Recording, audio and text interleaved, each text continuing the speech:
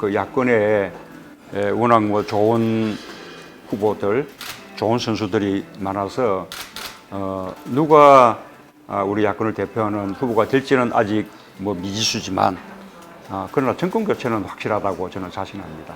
지금 촛불 민심은 정말 구시대의 적폐를 완전히 청산하고 새로운 대한민국 건설하자는 것인데 그 역할을 할 수 있는 정당은 더불어민주당밖에 없다고 그렇게 믿습니다.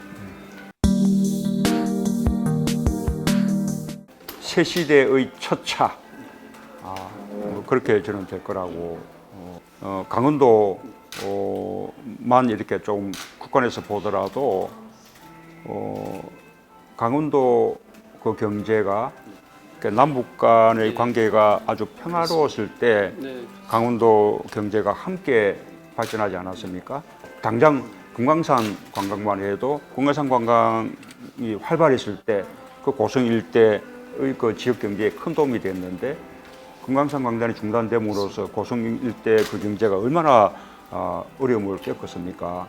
당장 지금 평창 동계올림픽만 해도 아까 그 평화의 벽 이런 사고를 합니다만 내부적으로 아무리 이제 평화 그 이벤트를 해도 저는 한계가 있을 겁니다. 이게 평화올림픽이 되는 가장 그 상징적인 모습은 북한과 함께하는 모습이거든요.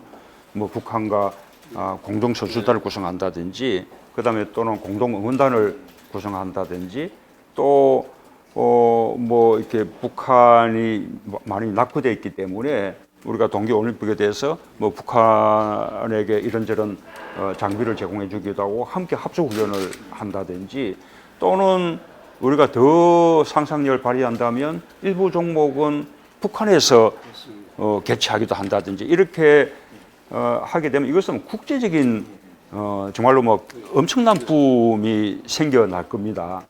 과거에 그 부산 아시안 게임 기억하실지 모르겠는데 완전히 이게 뭐 흥행이 표가 팔리지 않아서 흥행에 완전히 그 암울했던 그 상황에서 북한 응원단이 내려오면서 완전히 분위기를 바꾸어서 그때 부산 아시안 게임이 엄청난 흥행을 거두었거든요.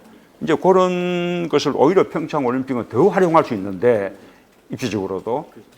근데 이명박 박근혜 정부 들어서 강원도가 자체적으로 노력하고 있는 부분조차도 계속 발목을 잡고 하니까 지금 그런 평화 올림픽의 그 이 의미를 제대로 살려내는데 지금 한계가 있는 거죠.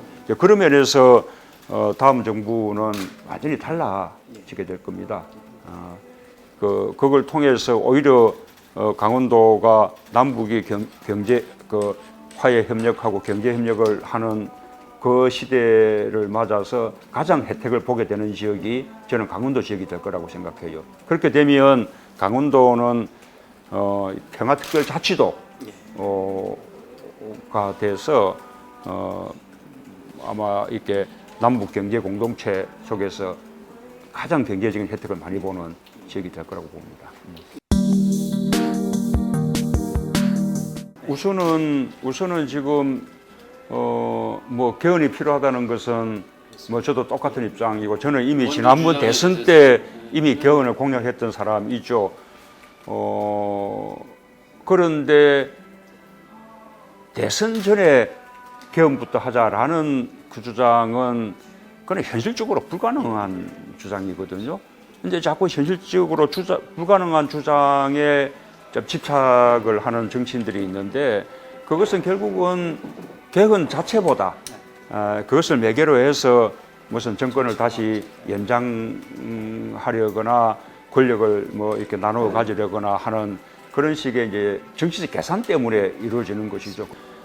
저는 이렇게 개헌의 내용에 대해서도 자꾸 지금은 무슨 이렇게 권력 나눠먹기, 그다음에 집권 연장 이쪽에만 이제 그 눈이 어두워서 자꾸 권력 구조 부분만 자꾸 논의를 하는데, 그게 이렇게 개헌의 중심일 수는 없어요.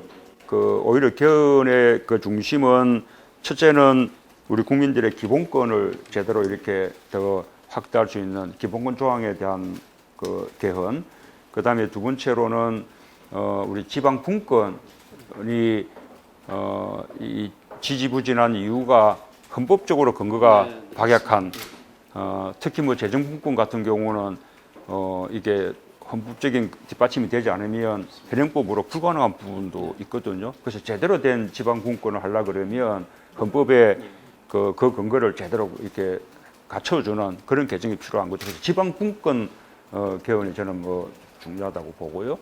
그다음에 저는 그다음에 또 중요한 것은 지금 우리 선거제도가 도대체 국민 대표성이 살지 않습니다. 예를 들면 강원도 지역에도 만약에 뭐 야당이 한 30% 득표를 한다면 그러면 30%의 의석이 나와야 되고 40% 득표한다면 40%의 의석이 나와야 이게 경쟁하는 정치가 가능한데 이게 뭐 그 30, 40% 이상의 표들은 다 그냥 사표가 돼버리고 그냥 승자 독식 이렇게 된 이것은 이제 맞지 않는 것이거든요. 그래서 그런 거 국민 대표성을 제대로 살릴 수 있는 선거제도를 갖추기 위한 개헌 이게 이제 필요하고 그다음에 이제 네 번째가 아까 말한 이제 권력 구조에 관한 건데 어쨌든 지금 대통령에게 너무 많은 권한이 집중돼 있는 것이 사실이기 때문에 그런 것을 적절하게 분산해서 서로 견제 균형할 수 있는 그런 어떤 것도 필요하겠죠. 서울도 지역 중에 하나인 거거든요. 그래서 서울에 또는 수도권에 사는 주민이든 다른 지역에 사는 주민이든 아무런 차이가 없어야 되는데 지금은 너무나 많은 수준 차이가 나서 이 수도권의 대한민국 경제, 문화 이런 것이 다 그냥 뭐 몰려 있고 이 흡인력이 너무나 강하기 때문에 가면 갈수록 경제력 격차가 커져가는 것은 말할 것도 없고 그런데 그래서 마치 수도권에 있는 마지막 1등 국민과 지역에 있는 2등 국민으로 이렇게 나눠지는 것 같은 지금 상황이거든요. 그게 솔직하게. 그런데 안타깝게도 서울에 있으면 지방이 보이잖아요. 그렇죠. 서울에 있으면 그래 국가 균형 발전해야지라고 말은 다 동의하지만 실제로 지방의 문제가 보이지 않는 겁니다. 늘 자꾸 중앙 중심으로 사고하게 돼요. 이제 우리는 그렇게 점 갈수록 피폐해가는 지역에서 그냥 평생을 살았기 때문에 이제 지역의 눈으로 이렇게 정치를 보는 그 관점이 있는 거죠. 우선 국가가 통합적인 사회가 될 수 없거든요. 이게 수도권과 지역, 지역과 지역. 이 이제 그게 너무나 편차가 심해지면 그러면 우선 뭐 이렇게 사회적인 통합이라는 게 불가능하게 되는 거죠.